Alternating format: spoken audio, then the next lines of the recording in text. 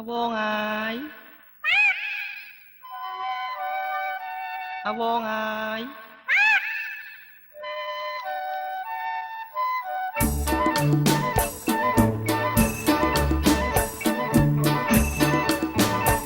ចាស់ឯងទៅណាហើយ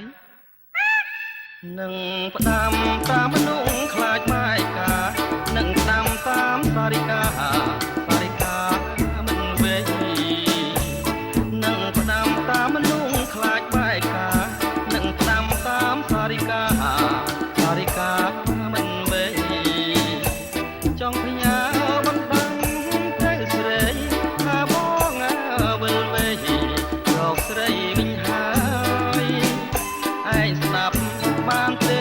អវងហើយថាអញមកហើយមកជួបម្ចាស់ជីវិតឯងស្ដាប់បានទេអវងម្ចាស់ឯងគេនឹកអញទេក្រែងគេមានថ្មីទៀតទេណា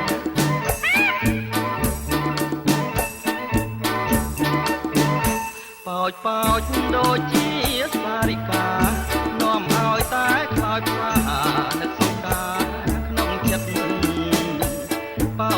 ចដូចជាសារិកានាំឲ្យតែខ្លោចផ្សានឹកសង្ការក្នុងចិត្តឯងចេះតែថាមិនគិតឬក៏ការពិតបែកចិត្តមានថ្មីបើដូចអវងឯងស្រដីអញសុខចិត្តណាស់សឹងខ្លាយព្រោះសេចក្តីស្នេហាក្រែងមិនមែនពិតទៅដឹងអវងគេមានតែប្រាប់ឯងថាគេស្រឡាញ់ឯងទេ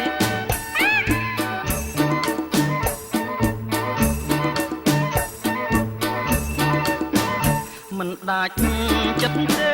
កែប៉ុនលោកបងខិតខំវិលមក